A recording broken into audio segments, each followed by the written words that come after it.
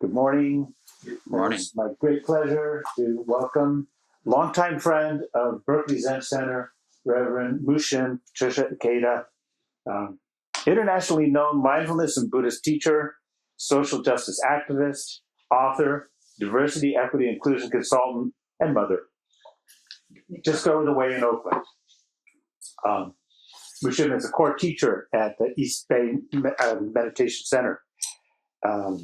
And widely published, been turning the wheel of the Dharma for quite a while in many realms. But most recently and noteworthy is she's written a chapter for a new book called Emergent Dharma, Asian American Feminist Buddhists on Practice, Identity, and Resistance, which will be published in early December of this year. Welcome, Mushim.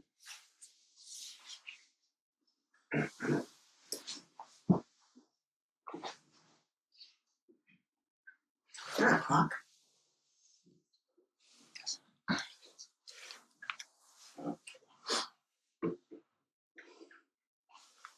Thank you.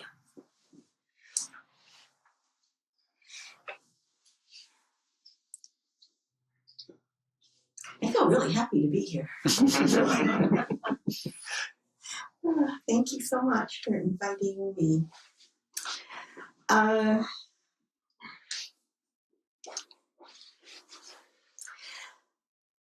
This is being recorded, and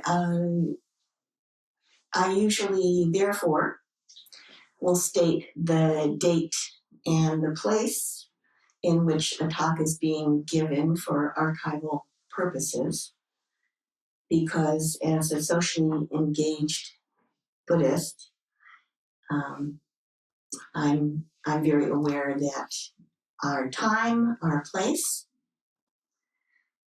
and our positionality in society at that time and place all come together to create the causes and conditions in which a talk is given, and of course, in which a talk is received differently by each individual. Gathered here today at Berkeley Zen Center, Berkeley, California, September 13th in the year 2025. We are each other's refuge, I would posit. You know, the three jewels, the three refuges. So Buddha, Dharma, Sangha, Sangha. We are each other's refuge, each other's Sangha, or community of spiritual practice. The poet Gwendolyn Brooks, American poet Gwendolyn Brooks, famously wrote in the poem titled Paul Robeson, "We are each other's harvest." So I love being able, my background's in poetry, I love being able to quote poetry in a Zen setting, since so much of our tradition is transmitted through poetry, through image, through evocation, rather than delineation, through gestures towards the moon. Once again, Gwendolyn Brooks, we are each other's harvest. We are each other's business. We are each other's magnitude and bond. Well, those are very famous lines. We are each other's harvest. So, you know, in Zen, there's a whole history of inquiry questions. So I'll ask you, how might we be each other's harvest? How might I be your harvest? How might you be my harvest? We are each other's business. We are each other's, this is where I think the poem really lifts off. We are each other's magnitude and bond. So let's take a moment, if this works for you, and I don't know if this is doing so, but maybe break a bit out of our usual Zen protocol by inviting ourselves to just look around the room, perhaps reading with our eyes, our smile, our gasho, the people we see around us, across from us. If we've done some yoga, perhaps a bit of a twist to briefly look at people behind us, keep your bearings. So I'm just going to take a moment and greet you all. I'm a seeing person, so hi there. I see I see friends, some old, some new. And people on Zoom, you're a little far away. Oh, I see. Okay, yeah. Wait, yeah. Okay. There we go. There. Oh, okay. So much better. Thank you. Why so good? Okay. All right. And perhaps now, if you like closing your eyes, taking a moment of mindfulness, directing the attention inward and asking, what was this brief exercise like for me? No judgments, mindfulness, non-judging, only honesty. If it felt awkward and weird, that can be interesting. It might have felt, so no judgments. I'm not setting you up for anything. It's just, how was that for you?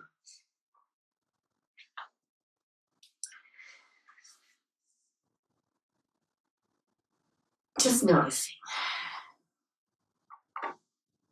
Yeah, I've been friends with San Francisco Zen Center and its affiliates and temples that have come through that lineage for many years. And I was the appointed, and I accepted to be the chairperson of, I think, San Francisco Zen Center City Center's first diversity committee a long time ago. I don't know, 2004, something like that. And at that point, City Center would consistently get input, which, to their credit, they were asking for, particularly from people of color and other people, like, well, why don't you come here more often? And how is it when you come here? And they all immediately said the same thing. They said, no one looks at us when we come in. No one smiles. My goodness gracious. And I know that it was out of reverence and good-heartedness and, the lowered gaze and all that kind of stuff. So it's cultural. It's organization cultural. And to people from the outside, it just looked unfriendly. So I do encourage us to connect in ways that are appropriate.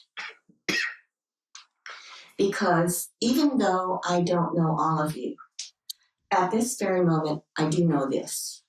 You are my harvest. You are my business. And you are my magnitude and bond. Why is this? Because we do live kind of on top of the Hayward Fault geologically. And geologists have said for many years now that we're due and we're overdue for the big one. The big earthquake, like the 4.6 one that just a week ago caused so much destruction and death in Afghanistan, and which also impacted other contiguous nations.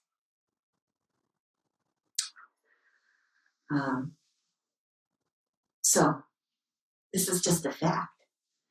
If the big one occurs during this Dharma talk, I'm not home with my adult child who lives with me, and I'm into emergency preparation, my emergency backpack, and I have a crowbar, and we have 3 days supply of water. No, if it happens, I'm not there all the time. Now I'm here with you, and we will have one another. That's a fact, right? And of course, Buddhism, so big on impermanence, anicca.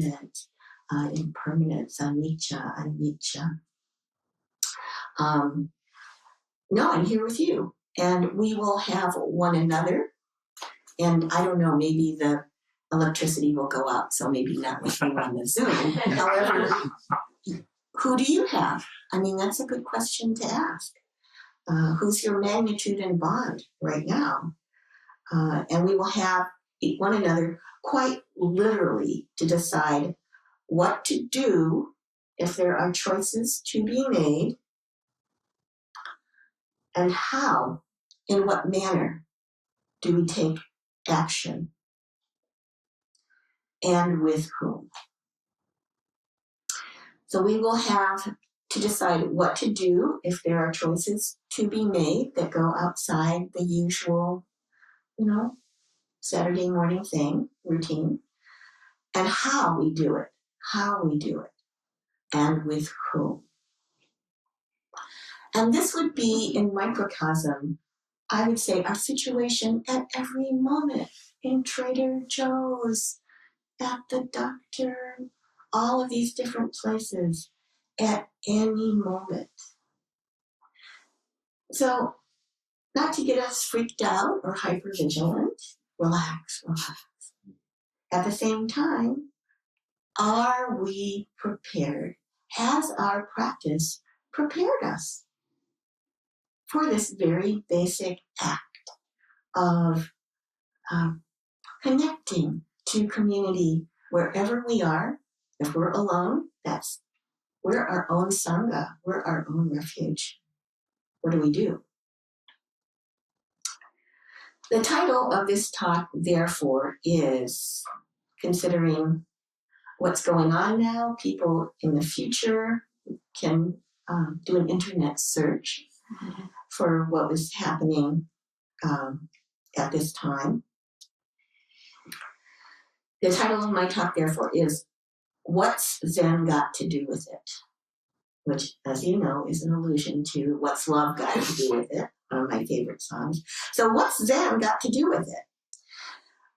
Fascism, grieving, and keeping our eyes on the prize. These are a few of the circumstances, the causes and conditions that I understand, in my understanding, are happening at this moment. So fascism in the United States, other countries as well. Grieving, everybody I know, myself included, we are grieving so many losses from the pandemic. And I'm talking about everyone has individual losses, but collective losses, huge losses. And for Berkeley Zen Center, I know that there have been very, very personal losses here in the spiritual leadership. So fascism, grieving, and keeping our eyes on the prize. Another Zen question. If you subscribe to this, of course, it has a lot of significance for those of us who grew up in the United States, went through or are aware of the civil rights era. Is this something that you espouse? And if so, what is the prize for you, not for anyone else? What is the prize for you? And are you keeping your eyes on it? Are you keeping, if you're low vision or blind, are you keeping your concentration? Are you keeping your focus? Once again, choices to be made. What do we do? How do we take this action? And with whom? So in my point of view and experience, Zen Buddhist practice, and I should mention here that I came into Buddhism in 1982 in Ann Arbor, Michigan, the Zen Buddhist Temple Ann Arbor, which was the first offshoot temple of the mothership, which is the Zen Buddhist Temple Toronto, Canada. a Korean North American Zen group founded by the founding teacher, Venerable Samu Sinim, who was a Korean monk fluent in English. He lived in Canada for many, many years. And then went on to also practice in both the Soto and the Rinzai lineages of Zen, which of course are Japanese. And I've been trying to do some studying on Chan from China, as well as I was introduced to something through Thich Nhat Hanh. A Vietnamese Buddhist recently told me, Thich Nhat Hanh is not representative of Vietnamese Buddhism, which I'm not surprised about because he was such a radical and, in my point of view, a very genius teacher who, of course, established his own worldwide organization. However, he was Vietnamese. So when I say Zen, I am talking about a broad diversity of practices and cultures in its many forms. Zen, of course, is a Japanese word, Sun in Korean, Chan from China, I guess Tien in Vietnamese, and we are all Zen. In my point of view, in my experience, Zen Buddhist practice, not necessarily theory, which is one thing, reading all the books and the stories, which are wonderful. A long time ago, culture has come to us in many translations, but the practices themselves are historically, and maybe even now, in my point of view, Zen are practices of preparation to act boldly, wisely, as much as we can, strategically. I believe in strategic action. I don't have unlimited time and energy. As individuals, as collectives, in response to what is happening now and to reality in as much as we can know it.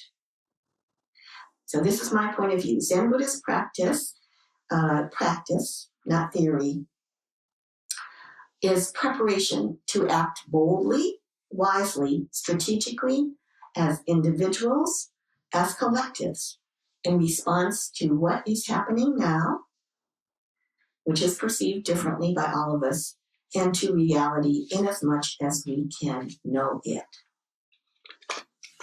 I have at home, I think it's translated by one of the famous Cleary brothers, probably Thomas Cleary, it's a volume from a translation from part of the Lotus Sutra, and then I think Cleary translated it into English as Entry into the Realm of Reality. And it just, yeah, exactly. It just always cracks me up. I'm like, okay then, kind of throwing down the gauntlet. And I think it's wonderful. Entry into the realm of reality. I mean, so many people I meet who do not do Zen practice are like, oh, Zen means, first of all, you have a minimalist interior decorating. Right? Yeah. And you have the money to be able to do that, or either that or you just live super simply. And second of all, it means that you're really weirdly calm all the time. Yeah, so I'm hearing by the laughter, you understand that this is not so. We are practicing entering the realm of reality. That's a big realm in which, I don't know about you, but I don't mean like calm as I'm trying to deal with all this stuff that's going on. There's just a lot of freaking out and running around. What the heck? So there can be so many unpredictable factors that affect an individual or community state of readiness to self-organize for action. to engage in a steep learning curve. Factors such as grieving, which is a deep, very human and non-linear process. As I understand it, happening here, organizationally speaking, at Berkeley Zen Center due to the recent deaths of the last two abbots. In my experience, grief, Samu Sinem, my first Zen teacher, used to say, meditation is entering timeless time. In my experience, grief is such as well. It doesn't go on anyone's schedule. It has its own pace, its own process. And even though it's tried to be schematized and mapped out, no. Often so individual cultural factors, age, all different kinds of factors as we're processing maybe so many emotions, unfinished things we didn't say or do, wish we did, but wish we could do it again. So there's so much there. And it's slow, it can really slow us down. That's my experience. So there are all of these factors that that affect our state of readiness to respond to the present moment, and yet here we are, we must. As I'm here, I'm personally remembering I worked quite a bit with Alan Senaki back in the day with Buddhist Peace Fellowship, and I miss him.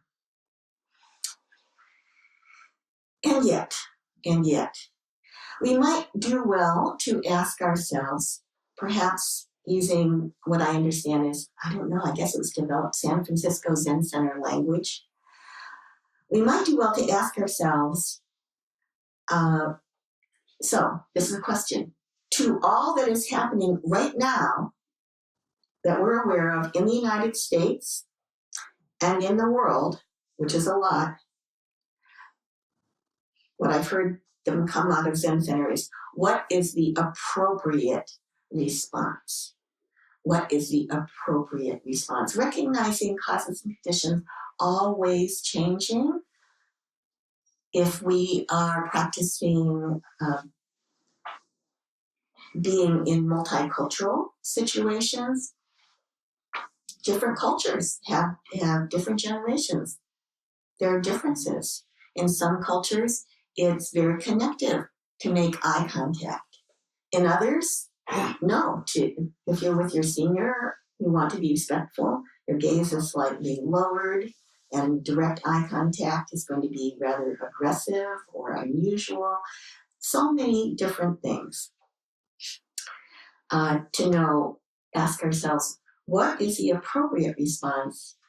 And sometimes we have a longer period of time to formulate that, and sometimes almost no time whatsoever.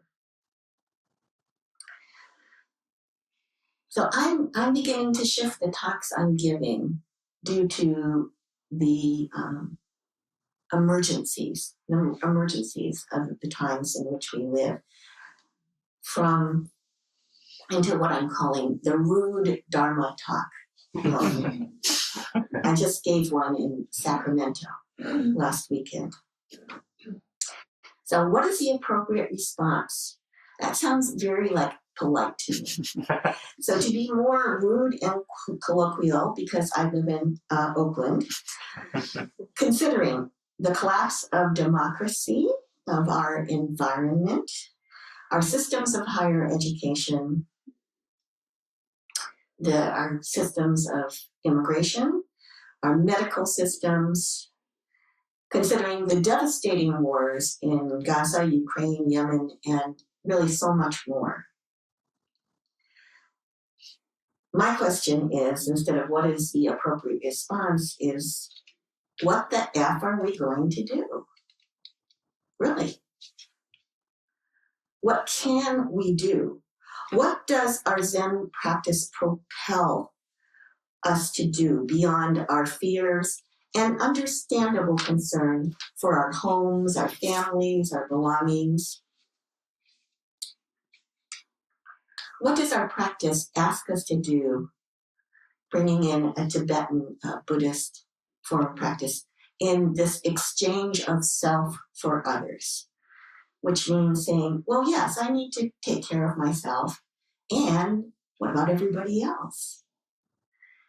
What is my response? What am I to do to take care of the most vulnerable around us? And what is most vulnerable in self?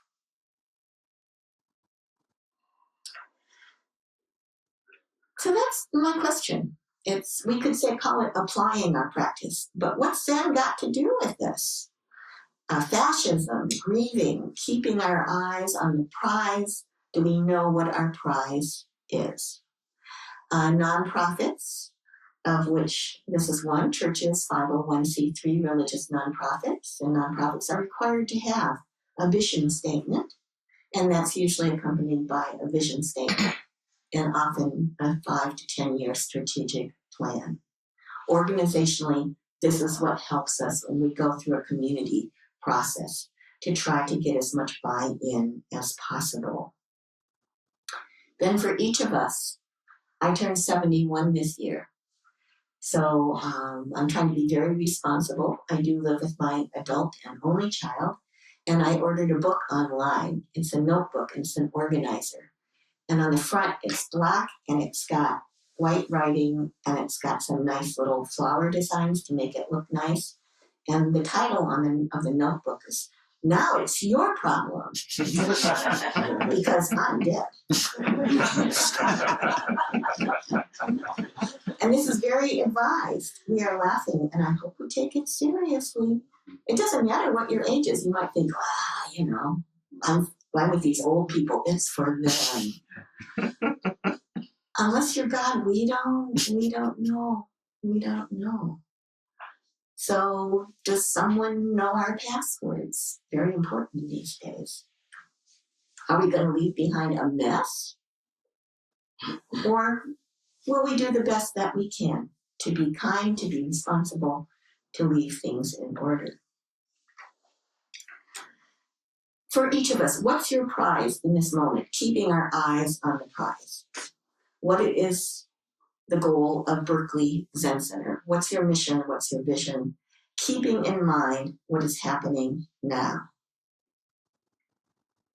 As Buddhists, what is our goal? What is our path of concentration and effort? For those of us who, myself included, who have taken the Bodhisattva vows, what is our responsibility to the many beings? This, I think, is what is our responsibility to the many beings. This, I think, is a real life koan. I'll use that term. Not something we're reading in a book. I'm very happy personally to see the term that's being now highlighted kind of right now. It's been gaining steam for a while, eco-dharma. Spirit Rock Meditation Center just had an eco-dharma gathering. I have been online as a speaker for a group centered in Washington, D.C., online, One Earth Sangha. They do eco-dharma work. There's an eco-dharma center in Colorado, I think with David Loy, Kriti Kanko, who are both Zen priests and teachers. Therefore, when we say the many beings, we're talking about a lot of beings, including many non-human beings. And all of the life that's even around Berkeley Zen Center. We're in Berkeley, and yet I took a little walk around the garden here. How much life there is, some of which we can see, some of which we cannot see. So traditionally, a lot of Zen stories are often kind of rude and shocking, sometimes weird and violent. Just as the reality of our lives can be so very undesirable, so destabilizing, so not what we want, yet here it is. You know, when I talk to other Buddhists from other lineages, they're like, oh, no, Zen, they hit you with sticks. No, abusive. And I'm like, no, it's not really like that. And again, those Tang Dynasty stories, there's a lot of slapping and yelling and, you know, Nansen and the cat. Oh, horrible, horrible. And when I look at my own life, it's kind of like that. So for me, the Zazen, that would be a word used here, the practice of Zen meditation. A lot of what often looks to others like sitting around on our butts, not moving, not doing anything that looks productive. So for me, Zazen means we're engaging in the practice, not always successful in my case, of not running away from undesirable realities. In other words, staying relatively fixed and stationary, not because that's intrinsically a good thing to do, or not because that's always the appropriate response, because it is definitely not, but because it is a practice I experience as not running away from undesirable realities, from within myself, of my perception of my own actions, my thoughts, my goals, my behaviors, as well as my reaction to both my inner and outer realities. So not running away. Sometimes it said not running away.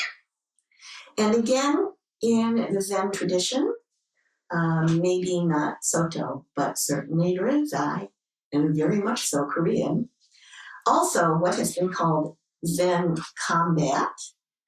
I think it's also called Mundo, right? This spirited exchange between teachers and students, or the pithy and pointed, let's get down to it, interactions between Sangha members, that this lore, this heritage, this lineage we have is always a potentiality, a possibility, this legacy in the air in our meditation halls. I think the potentiality of interactions, of responses, of actions, of that are both alive and lively. So what's Zen got to do with it? I myself have had the opportunity both to witness and be part of our tradition that's, I guess, sometimes called Zen combat. A lot of people don't like that word. It's like anything military. No. I come from a military family. My dad was Nisei, second generation Japanese American. He was drafted into the war in World War II from where he lived on the farm in Indiana. He said he never forgot opening that letter that said, "Greetings from your president." And he went into the army. He loved the army. Loved the army. So he raised particularly my brother and me. We were his army, let's that way. Which was really good, because then if he was mad, he didn't spank us. He'd order us to go in the corner and drop down and do push-ups. We didn't wash dishes. We did keep KP, kitchen piece. I'm not kidding you. I just have to say this too, because I have a piece. I would like to publish it. I have written it about how he trained us to be parachuters, because he actually was stationed in Japan. Irony of ironies, he was sent to Japan at the end of World War II, and on the weekends he got special pay if you did training as a parachuter. And I used to have this pin that he wore that it was a metal pin with a parachute and the words, "We drop with fire." We drop with fire. Your parachute down into where the active gunfire is going on. And that's my childhood. We lived in a little trailer, and my mother would be like, he would set up a chair in the middle of the living room, and then we'd have to go on it, and that was the airplane.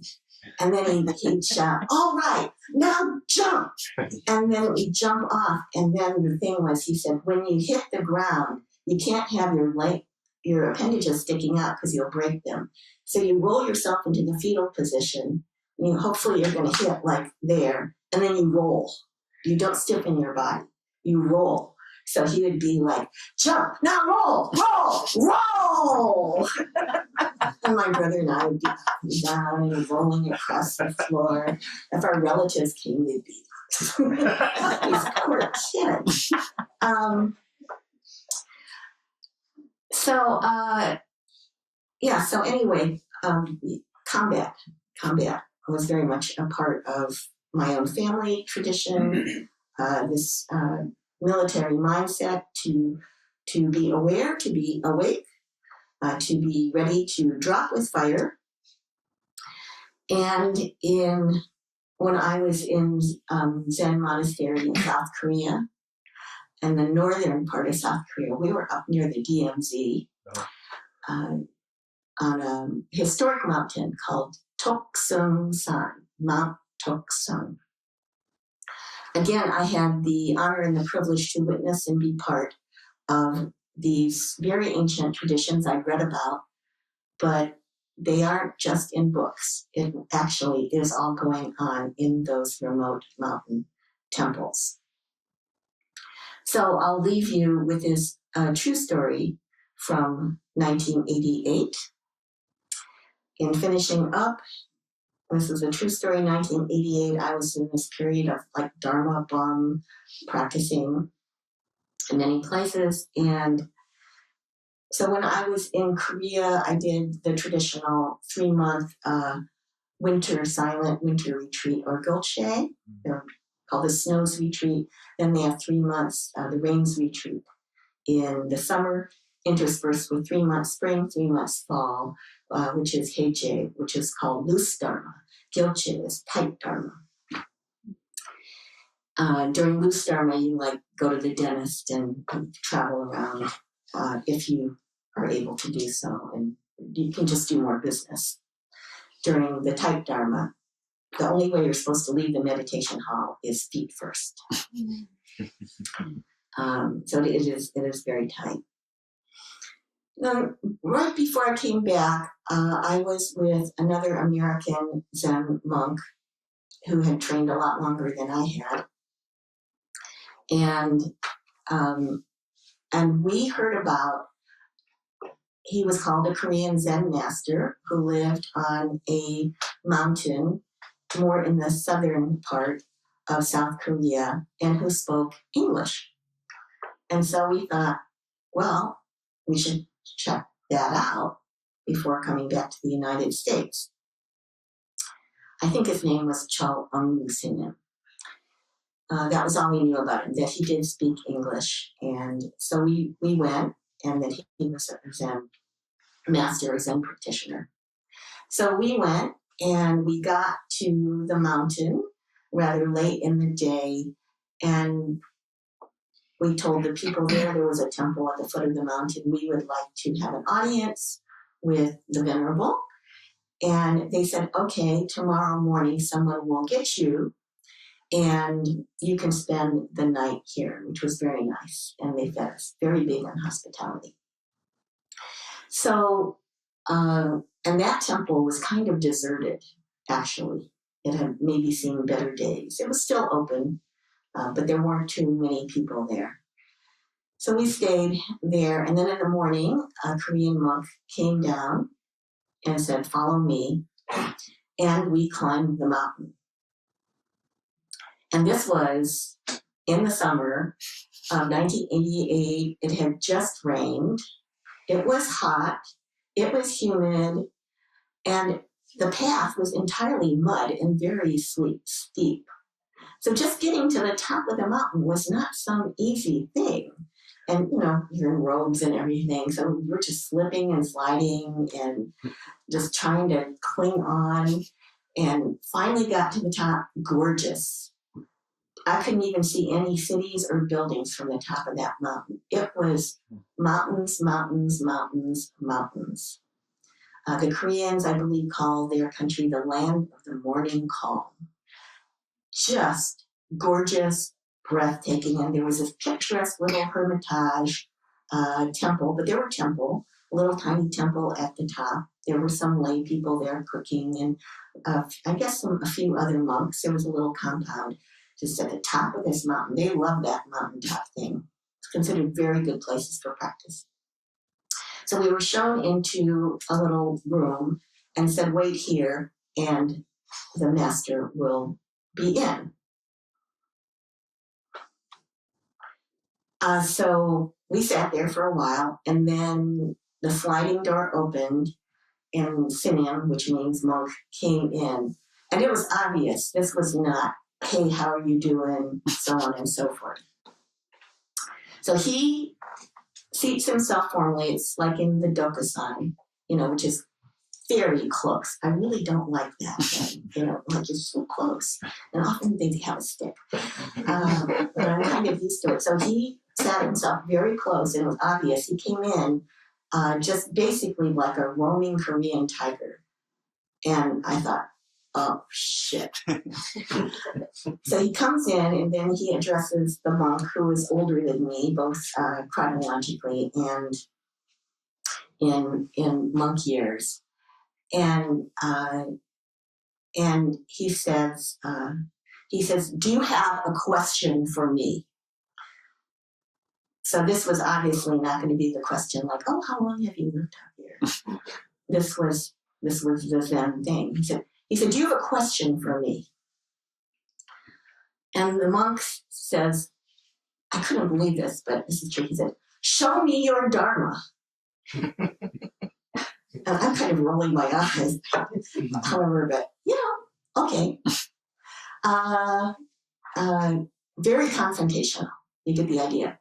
And Cholam, the Zen master, immediately says, with a lot of very aggressive eye contact, says, have you seen your own mind? Which, of course, probably means, are you awakened? Baby, are you enlightened? So, to his credit, the American monk said, no. No. So the Zen master said, well, if you have not seen your own mind, then how can you see me? Mic drop. So then, sure enough, it's my turn. And I'm really frightened too, because I'm on the top of this mountain. And I thought, what if he's actually a pathological person and throws me off the side of the mountain? No one will ever know what's happened to me. I'll never get home to the United States. Uh-oh. So he turns to me, and so he says, and you, do you have a question? And really at that moment, I was so terrified. I was so exhausted. They hadn't even given us a cup of tea or anything like that. And I was dehydrated, and I'd had it. I had just had it. I just had it. And so I just looked him right in the eye. And so he had said, have you seen your own mind? If you haven't seen your own mind, then how can you see me? So I just looked him right in the eye and I said, well, if I cannot see you, then who is it that sits before me? And there was a silence. And then he smiled and he said,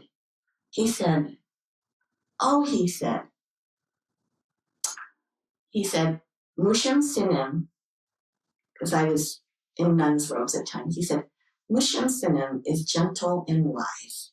And if you want to stay here, I will feed you and give you robes and whatever you need to practice as long as you want. And he turned to the monk and he said, and you as well, welcome, welcome.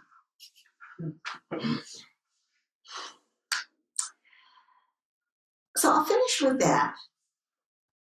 And to just say, keep it real. Stay liquid and keep it real. That's what I hope our Zen practice gives us. We have everything we need in this moment together. So let us go forth. Thank you so much. And there is time for some Q&A. Including those of you on the Zoom, thank you so much. You can, I guess, raise your hand if you're on camera or virtual hand on the Zoom feature.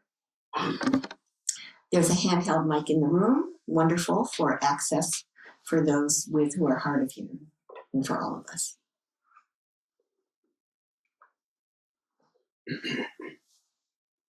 So did you stay? Did you stay at the monastery? No. I really wanted to get home. However, really nice offer, don't you think? Yes. Yeah. Yes. Yeah. Offer to support us in our practice.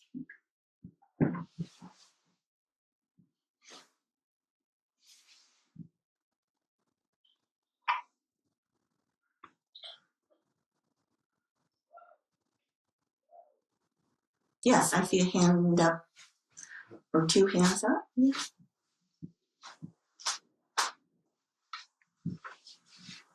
Thank you. Very touched by your talk and by your question, which is my question. What can I do? I'm very concerned about the people being starved and against whom terrible violence is happening in the world. And I'm asking that all the time. What can I do? You asked it. How do we answer it? How do we answer the koan, the question? What can I do? That's what I'm hearing you say.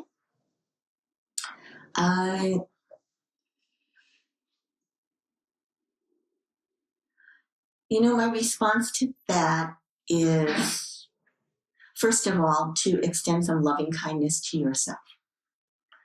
And for each of us, if we take up this question, to remind ourselves we're not the saviors of the world. At least I'm not. There are limitations and terrible things are, as a mother, I'm speaking as a mother, children dying, really horribly, and people of any age, any condition. So first of all, that humility, I am not going to save. I can't save everyone. I can't save everyone. And then after that comes, however, there are things I can do. And I'm going to sit down and really just take a good look at my budget, my energy, what it is that's going to be sustainable. I love that word sustainable in the activist world. Those two words, capacity, and what's our capacity and how can we remain sustainable? And then how much can I give? And when I give, will I give wisely? I do give, I'm a recurring donor at a very low level since I'm a low income person. However, I've been a recurring donor for some years, for instance, to Médecins Sans Frontières, Doctors Without Borders, because they are nonpartisan and they do publish how they use their funds and how much they spend on overhead. That would be one very small example of what I can do.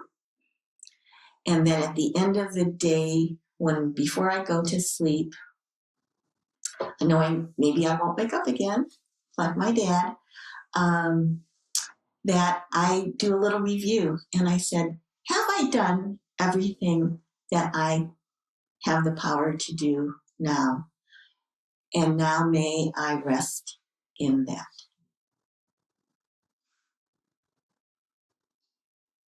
So take whatever time you need to figure out, because it's hard. It's hard to know what to choose. I see a hand back there. Thank you so much for the talk. Seems to Could you talk directly into the mic? yes. Thank you so much for the talk. Since 2 years ago, I'm an Iranian, and I was so morally conflicted by living in this country with the situation that is happening. And a few months ago, I lost my job and I refused to go back to work. And I think the world situation has gotten so out of hand that I really felt sick. And me being here is my way of like helping myself to deal with the situation and like somehow like find peace in myself, because dealing with the situation is very hard. But what's interesting for me to hear that like Buddhism, Zazen is not a way for like ignoring the world outside. And the response that you just had to this question is just like, and earlier you pointed that reacting to the situation boldly but strategically, and with being realistic and keeping it real. I think those are all the things that I really needed to hear. And so I just want to thank you for that. Yeah, thank you. Thank you for your practice. And please, take care of your good heart and yourself first. And I'm totally, I think I heard you say Iranian, correct? Correct. Yeah, I shared a student unit in graduate school in Iowa City, and my apartment mate was an Iranian med tech. It was a time that the hostages were taken. And so it was a very, very stressful time for her. And ever since then, I've felt close to the situation and the people. So please take good care of yourself. I'm aware of the time, but there is a hand. Do we have time? One more? Okay. Thank you so much for your talk this morning. I particularly appreciated you ending with this sort of encouragement to keep it real. Sometimes that's a little bit of a koan for me. If what's really real for me is unpleasant, a bad mood, anger, rage, disappointment in institutions, people around me, sort of like I don't really, kind of ruins the vibe. It does. And I'm curious to hold that, keep it real with like how to temper that, like, because it is real. It's really my experience, but it doesn't always feel appropriate, or I don't know, sussing that out is challenging for me. Mm-hmm. You are not alone. First of all, let's say that. In fact, I just gave a talk online recently for some group called the White Heron Sangha near San Luis Obispo. They contacted me and I asked the person, what does the Sangha want to hear about? And my contact said, a lot of disappointment, anger, rage, fear, and anxiety. So the title of that talk was Disappointed, which, as some of you may or may not know, that's my favorite scene from the award-winning movie from some years ago, A Fish Called Wanda. There's a clip on YouTube. Go and take a Jamie Lee Curtis and Kevin Kline. Oh my gosh, just incredible. And so the scene is Kevin Kline he's none too bright, and Jamie Lee Curtis, and they're breaking into a safe. And so Kevin Kline manages to open the safe and there's nothing inside. And he immediately shouts, disappointed! And then I think he like jumps up on something and then he kicks something over and just in a complete rage. And Jamie Lee Curtis, who had planned to actually bop him over the head and take all the money herself, said, well, that's just not useful. There's something to that effect. So if one is by oneself, then go Kevin Kline. That would be my advice. Don't be like, oh, I can't say anything. No, I did. Jump around. Don't destroy. Beat your pillow a little bit. Get it out. If we are with other people, or we are going to affect our animal companions or whatever neighbors, take that into account. However, you are hearing me. My background is in the arts. I'm a master of fine arts. And so be creative in your expression. Repression, no good. Because it's going to come out then through passive aggression or nasty, creepy ways towards people that we love and care about. I'm seeing Robbie's nodding. Yeah. So we don't want to go there. So give yourself some room to expand, to express, and to really claim what is positive, because what's positive in that disappointment is often frustration that there isn't more kindness, that there isn't more preservation of life, that there isn't more wisdom in working towards cleaning up our environment. And honor that in yourself.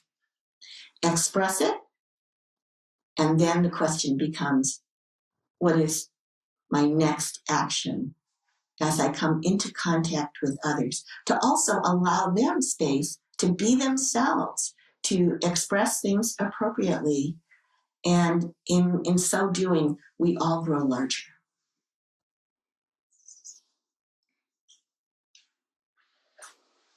I see a hand up here. Is this okay? That's fine. Okay, last one. I'm looking at you people on the Zoom, but I'm not seeing anything. Hi, Mushim. Here's a question that arose while I was enjoying your talk. Yeah, I have a friend who's a Zen student and also practices Judaism, and it's not anybody in Berkeley Zen Center, in case you're wondering. And I went with her to a very liberal Berkeley synagogue, and talking to her a lot about Gaza and my feelings about that. And she sent me a sermon her very liberal, very cool dancing rabbi had made on Gaza. She said, this was moving. I hope that she hoped that I was really seeing what good effort he was making. But I was very, very put off by it, because every other sentence he was saying, now I'm really worried about some of you are thinking about this, and I know this is very hard for you to hear, and I know we have to think about him. Anyway, he just went on like that. She told me when I objected to her that he was making a big effort to create spiritual community, and he didn't want to leave anyone out, and he didn't want to say anything that would make anyone feel rejected. And meanwhile, everybody's getting killed day after day after day, starved. What's the point of building spiritual community like that? What do you think? So thank you. This is a very vital question of our time. It is hot. I mean, this is hot in my world, which has so many activists, and of course you're in my world as well. So what I hear you saying is, how do we balance, or how do we create spiritual community spaces which are both inclusive as well as principled? Is that a good way of? Pretty good. Use a more passionate word for principle. But anyway. What would you propose? Whose hearts are open to the suffering of the world and who act on that.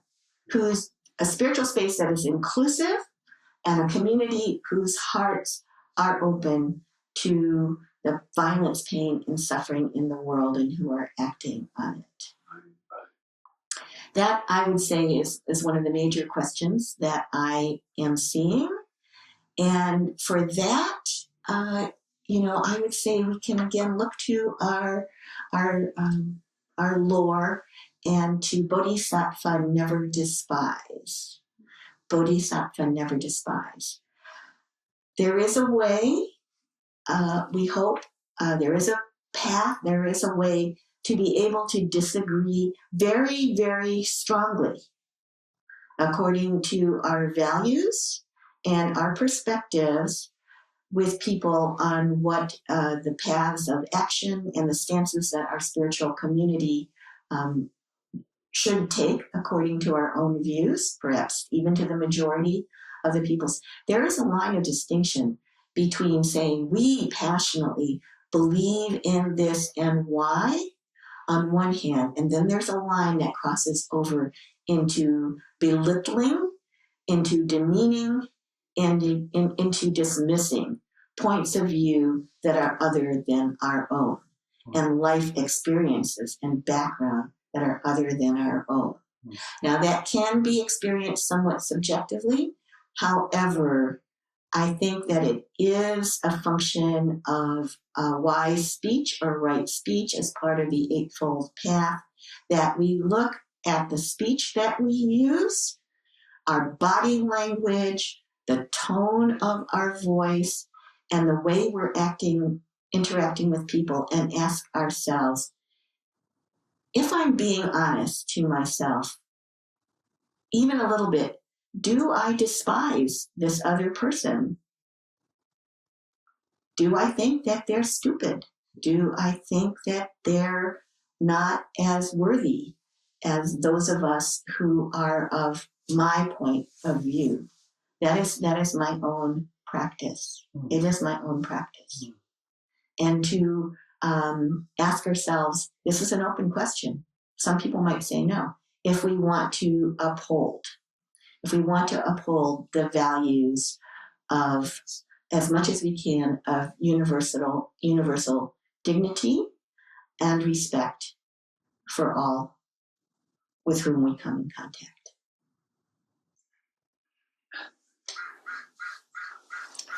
Thank you so much.